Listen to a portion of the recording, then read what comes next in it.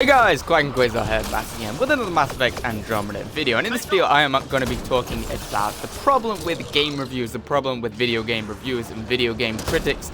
Now this video is sort of linked into my most recent video where I talk about like Mass Effect Andromeda being kind of cancelled, the DLC for Mass Effect Andromeda being completely like cancelled, future Mass Effect games being put on hold, and that was basically the result of a lot of hype around negativity about this game and about it was basically the result of a bunch of moron game reviewers and game critics that ruined the game. Basically, they used their power for bad and they ruined the game. So in this video, I'm going to be talking about the problem with those guys, why those guys are like that, and how we as sort of like a gaming community and a Mass Effect Andromeda gaming community can sort of fix it and fight against that crappy power that fight against the powers that be that kind of are getting close to ruining this game and ruining the Mass Effect series as a whole. Now, game critics in general and game critics overall have a power and a responsibility to provide an accurate review of whatever game they review, and in this case Mass Effect Andromeda. They can use that power for good or for bad, and in this case it has been used for bad.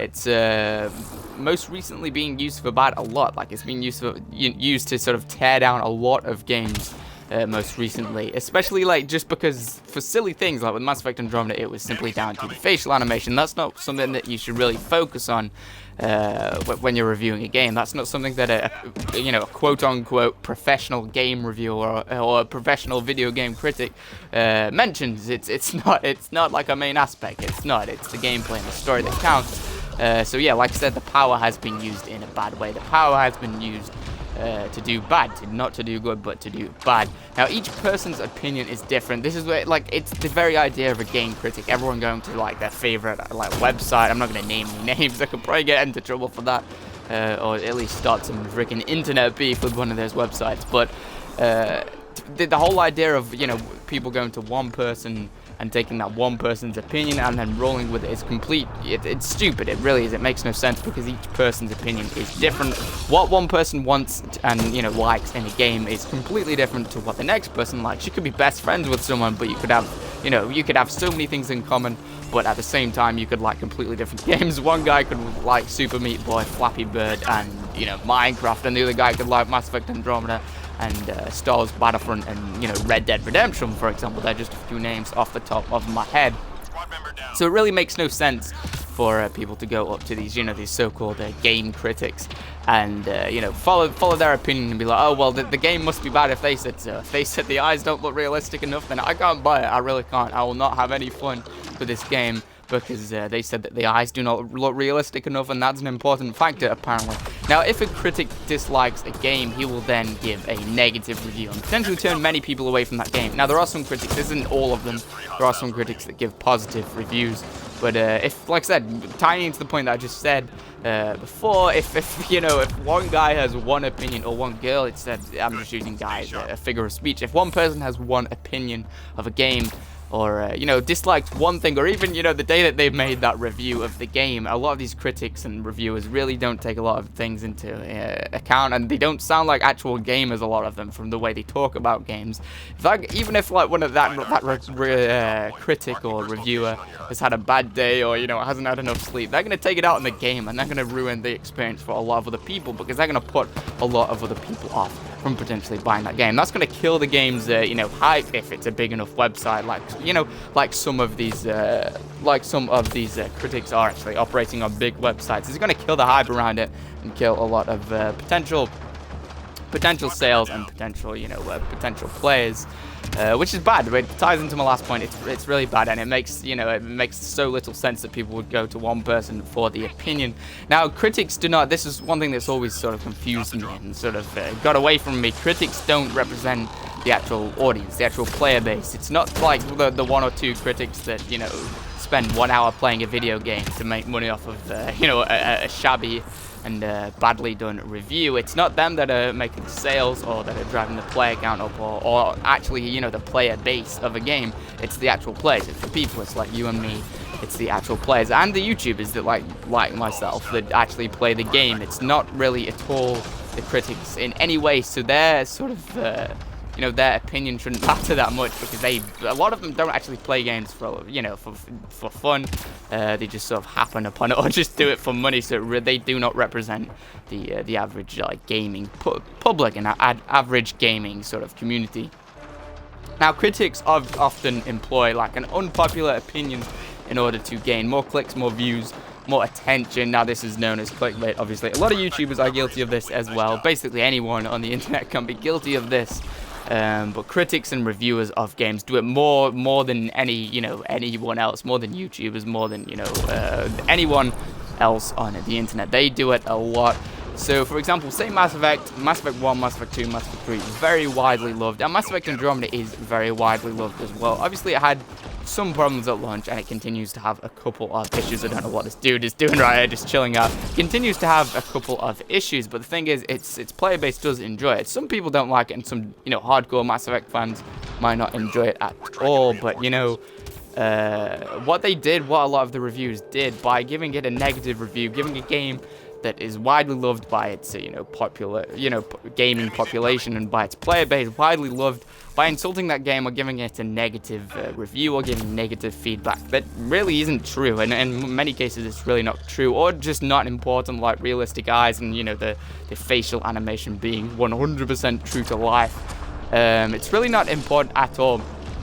Critics and reviewers really do take advantage of that, and basically, like I said, clickbait. They just clickbait their way into success and getting a lot of clicks, a lot of attention, because they know that their content isn't actually demanding enough to, demand an audience or to gain an audience. So they sort of force an audience by basically annoying people into clicking on their thing. That's what a lot of them are doing nowadays. Honestly, you can just, for example, type in Mass Effect Andromeda into Google, click on the news tab, and you will just see all of this. You will see what I'm talking about. You'll see that I'm right about this. I might not be right about a lot of stuff, but you will see that I am right about that. Like, you will see nothing but clickbait and nothing but, forcing people to click on those articles, those nonsense news articles, instead of actually, doing actual good content, or doing something that's going to actually create a good and positive player base. Now, in contrast to this, some critics will actually give a game good, bad ratings based on other reviews. To say if a game is doing really, really well,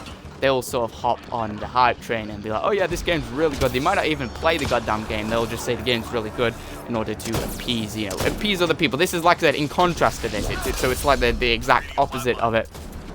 They will just hop on the hype train. Say if a game is doing really badly or has a rough launch like Mass Effect Andromeda did, they'll just jump on top of that as soon as they see it and just, slag it off, just talk really, talk crap about it, talk bad about it as much as they can, sort of exaggerate the negativity around the game and take advantage of people's sort of hostility between the game, about the game and toward the game, because gamers, when there's an issue with a game at launch, people do get annoyed. Gamers are not a forgiving bunch. Even the best of us, I don't think, are a very forgiving bunch. So they know this. They are very successful in doing this and jumping on the hype train and sort of controlling the hype and turning it to their advantage. Now, more power to them for that, because it's quite smart. But you guys should know this and sort of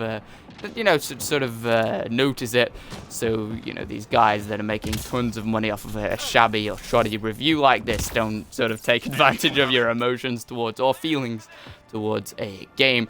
Now, critics and reviewers are never just critics, or very rarely just critics. It's, I don't really think there's a career out there that actually is a video game reviewer. Not anymore. There used to be, for things like Official Xbox Magazine and everything, but I don't think that's even a career anymore, or that's even something that people do. That they review they review games and or critique games for a living. Obviously, there's parts of that in YouTube, and that's obviously some people's main source of income and everything, but it's not like a main job for most people. And a lot of the people that sort of that are dissing Mass Effect Andromeda and doing like clickbait, like I said, clickbait articles on the internet and on Google, things like that, they don't actually do that. They don't play games for for a living, or they don't play games every day. So what the hell do they know? Honestly, why would people place faith in them or in their word or an opinion of a game when they don't actually do it day to day, or they don't actually do it professionally? Like I said, critiquing a game or critiquing, parts of a game or reviewing a game doesn't really exist as a straight-up career anymore. It did for a short while, like I said, with the gaming magazines, but they've sort of all but died out now. They're really not magazines straight up, are they? They're not physical copies anymore. So that sort of died down and died out as a career. So there's really no way of being a professional sort of, critiquer of video games. Obviously, some YouTubers can do that, which makes so it really makes no sense to really place all this faith in one guy's opinion when you don't even know that guy. Usually via these articles and these game critique articles and stuff, you don't even know the person behind it. You've never seen their content before. You don't do it on camera or anything. It's just a few paragraphs that they've written, so you don't even know what their personality is or if you like the same kind of games as them, like you would say with YouTube and with gaming YouTubers. So it really makes no sense to take anything that's any part of their opinion into account. That's just my opinion. I don't think I think it's sort of something that was forced by people on the internet and forced into being like commonly accepted and like, oh yeah, these guys know what they're doing, when really they don't, in my opinion. They really do not. And games are usually reviewed in like a one-size-fits-all sort of method and algorithm, in the sense that one critic might base their opinion of games and all the games on how good the graphics are, like a lot of them seem to have done with Mass Effect Andromeda, where it's like, oh, did the eyes look realistic enough? No, well, we're not going to play it. And that critic might go, that reviewer might go reviewing a bunch of games, through each and every game, and then when it gets to a game that, the graphics aren't the focus of the game, or the graphics aren't a strong point of the game, it might not change how good the game is, but the graphics aren't a strong point of the game. Say like Fallout 4. Fallout 4 is an awesome game, very widely loved. It's one of the, it's considered one of the best games of this generation, and maybe even one of the best games of all time. It's a massively loved game, but the graphics on that aren't very good. They really aren't. They're quite far behind a lot of other games like Mass Effect Andromeda, Star Wars Battlefront, Battlefield 1. They're quite far behind that, but that doesn't matter because it's not the focus of the game. Graphics really are never the focus of the game unless it's like a VR graphical tour or anything, a game that's very focused on graphics or the look of it or how immersive it is. But Fallout isn't, Mass Effect isn't. Very few games are actually focused on just being good looking. It's the gameplay and the story. So like I said, if one of those moron reviewers or moron game critics got hold of Fallout 4, which I'm sure they did. I'm sure you can Google that and find proof of that, and sort of disrespected the game about how smooth it is. If it's not a smooth 60 frames per second, then it's unplayable. Or if the graphics don't look like the hair doesn't look completely perfect, then it's unplayable. Then you get what I mean. It's sort of reviewed in a one-size-fits-all perspective, and game critics of these so-called game reviewers don't really, they're not very fluid, they're not very dynamic, and they're not very open-minded when it comes to, reviewing different kinds of games. Now, a lot of these critics are delivering their reviews on websites that have nothing to do with gaming. I've seen, just to name a few, and I'm not trying to push traffic towards them because I really don't want to help them out in any way, to be honest, but like Daily Mail, I think was one of them, or The Telegraph was one of them. I think it was the Daily Mail, which is like a British publication, I believe. They had like a Mass Effect Andromeda. They had something about Mass Effect Andromeda. They had like an article about Mass Effect Andromeda and how it's fallen behind or something. I believe, I might be wrong. I'm just using the Daily Mail as it's sort of an example of a name. Publications like that have no sort of gaming focus whatsoever are for some reason going over to gaming, maybe because they see how much money is in it, and they're taking advantage of that, and they're just talking about gaming. And these people that usually specialize in football or sports scores or like results, they're going over to gaming. Like, why would people place faith or put faith in their say or their opinion of a game? It really makes no sense to me. It doesn't. It just feels like a bunch of guys who know nothing about video games are just jumping in because they see how much money is involved with it. But as a community, like I said earlier in the video, we can actually fix this. If we came together, if enough people say the same thing, then it is going to be heard. Now, if you want to fix this problem and sort of eliminate this as a problem, it can be done very quickly by simply just not supporting that, such things. If there's critics or reviewers that are guilty of this, or that are very similar to the things that I've mentioned in this video, then just don't support them. Don't click on their pages, because they've got ads on those pages and they'll make money off of every click.